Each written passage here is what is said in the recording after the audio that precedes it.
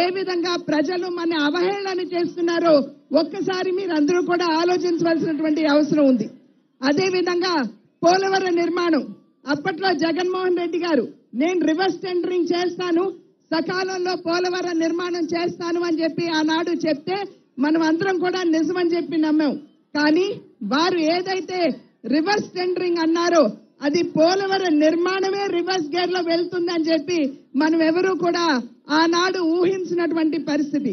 రాజధాని కోసం 34,000 ఎకరాలు ఇచ్చినటువంటి త్యాగధనులు మన రైతు సోదరులు, వారి జీవితాలు ఇవాళ బజారు పడినటువంటి విషయం మనందరికీ తెలుసు అని చెప్పి నేను విశ్వసిస్తున్నాను. అదే విధంగా మన బిడ్డలు, మన యువత, వారికి మేము ప్రతి సంవత్సరం కూడా మెగా డిఎస్సి ఇస్తూ వారికి ఉపాధి అవకాశాలు కల్పిస్తామని చెప్పి ఆనాడు చెప్పారు. ఇవాళ జగన్మోహన్ రెడ్డి గారిని ప్రశ్నిస్తున్నాం, ఎంతమంది బిడ్డలకి మీరు ఉద్యోగాలు ఇచ్చారో మా బిడ్డలకి సమాధానం చెప్పాలి అని చెప్పి వారిని ప్రశ్నిస్తున్నాం.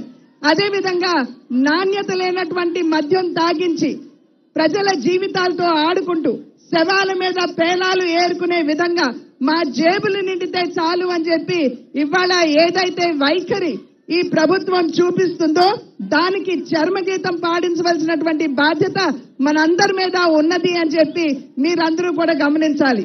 అదే విధంగా మహిళల మీద పెరుగుతున్నటువంటి అత్యాచారాలు, కేంద్రంలో వచ్చినటువంటి రిపోర్ట్ ప్రకారం ప్రతి సంవత్సరం కూడా దగ్గర 15 నుండి 20% మహిళల మీద ఇవాళ దౌర్జన్యాలు పెరిగిపోతున్నాయని చెప్పి రిపోర్ట్లు చెప్తున్నాయి.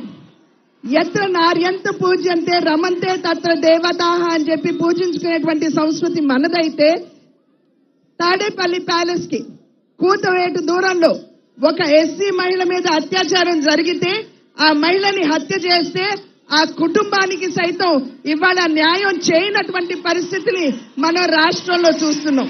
మరి అదే విధంగా మరి రైతులు, ఇక్కడ ఉన్నటువంటి రైతు సోదరులందరూ కూడా ఊహించాలి. ఆనాడు జగన్మోహన్ రెడ్డి గారు మరి 2019 సంవత్సరం ఎన్నికలకి ముందు వారు చేసినటువంటి వాగ్దానం, రైతులకి ధర స్థిరీకరణ నిధి కింద 3,000 రూపాయలు ఇస్తానని చెప్పారు. దాఖలాలు లేవు. అదే విధంగా ప్రకృతి వైపరీత్యం కనుక ఏర్పడితే 4,000 కోట్ల నిధితోటి నేను ఆదుకుంటానన్నారు. దాఖలాలు లేవు. మరి ఆ సందర్భంలో నిజంగా ఇటువంటి ప్రభుత్వం అధికారంలో కొనసాగాల ఒక్కసారి మనం అందరం కూడా ఆలోచించుకోవాల్సినటువంటి తరుణం ఆసన్నమైంది అని చెప్పి మీ అందరికీ కూడా నేను తెలియజేసుకుంటున్నాను. ఇవాళ డబుల్ ఇంజిన్ సర్కార్ అంటున్నాం. అంటే దేశాన్ని అభివృద్ధి పదంలో మోడీ గారు నడిపిస్తున్నటువంటి సందర్భంలో 11వ ఆర్థిక శక్తి నుండి 5వ ఆర్థిక శక్తిగా భారతదేశం అవతరించింది.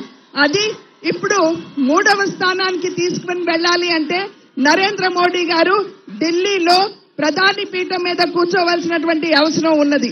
అదే విధంగా 30 కోట్ల మంది పేదల్ని ఇవాళ పేదరికం నుండి వెలుపలికి తీసుకొచ్చినటువంటి ఘనత కూడా నరేంద్ర మోడీ గారికి, భారతీయ జనతా పార్టీ ప్రభుత్వానికి దక్కుతుందని చెప్పి మీ అందరూ గమనించాలి. ఇవాళ దేశంలో 80 కోట్ల మంది పేదలకి ఉచితంగానే బియ్యం అందించేటువంటి వ్యవస్థ ఏదైతే ఉందో ఇప్పటి వరకు కాకుండా రాబోయే 5 సంవత్సరాల కాలం కూడా పొడిగిస్తాము, కొనసాగిస్తామని మోడీ గారు చెప్పినటువంటి నేపథ్యంలో పేదల కోసం ఢిల్లీలో ఎన్డీఏ కూటమి ప్రధానిగా నరేంద్ర మోడీ గారు ఎన్డీఏ కూటమి అధికారంలోకి రావాలి. అదే విధంగా రాష్ట్రంలో మనకి సుపరిపాలన కావాలంటే చంద్రబాబు నాయుడు గారు ముఖ్యమంత్రిగా ఇక్కడ సైతం ఎన్డీఏ కూటమి అధికారంలోకి రావాల్సినటువంటి అవసరం, ఆవశ్యకత చాలా ఉన్నది అని చెప్పి మీ అందరికీ తెలియజేసుకుంటున్నాను. అయితే దీనికి కొనసాగింపుగా 3వ ఇంజిన్ కూడా మనకి ఇక్కడ కోరుకొండలో అవసరం అని చెప్పి మీరందరూ కూడా గమనించాలి. ఎందుకంటే ఇందాక సోదరులు చెప్పారు, కోరుకున్న వరాలు ఇచ్చేటువంటి లక్ష్మీ నరసింహస్వామి కోరుకొండ 1200 ఎకరాలు ఆ ఆలయం కింద ఉంటే నేటికి సైతం వాటిని రిజిస్టర్ చేయకుండా పేదలు ఎంత బాధపడుతున్నారో నాకంటే కూడా మీ అందరికీ తెలుసు.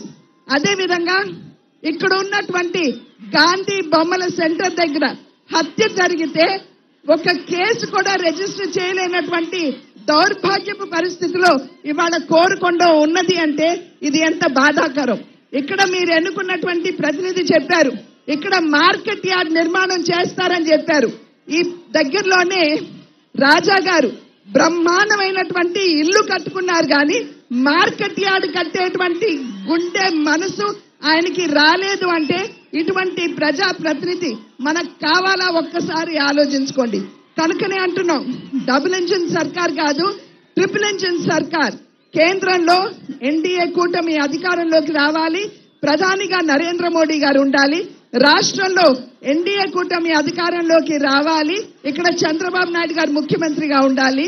ఇక్కడ రాజమండ్రిలో కూటమి బలపరిచినటువంటి అభ్యర్థులుగా పార్లమెంట్ కి నన్ను మీరు కమలం పువ్వు మీద ఆశీర్వదించి పార్లమెంట్ పంపించాలి. అదే విధంగా సోదరులు బత్తుల బలరామకృష్ణయ్య గారిని మరి మీరు గాజు గ్లాస్ మీద ఓటు వేసి వారిని గనక అసెంబ్లీకి పంపిస్తే మన కష్టాలు ఒకంత దూరం అయ్యేటువంటి అవకాశం ఉంటుంది అని చెప్పి తెలియజేస్తూ, మీ చూపుడు వేల మీద మే 13వ తారీఖున పడేటువంటి ఇంక్ మరక ఏదైతే ఉందో మన భవిష్యత్తును మారుస్తుంది అని చెప్పి మీరందరూ గుర్తుంచుకుని మే 13న ఈ కూటమి అభ్యర్థులైనటువంటి కమలం గుర్తు మీద నాకు, గాజు గ్లాస్ మీద సోదరులు బత్తుల బలరామకృష్ణ గారికి ఆశీర్వదించాలని చెప్పి అభ్యర్థిస్తూ సెలవు తీసుకున్నాను.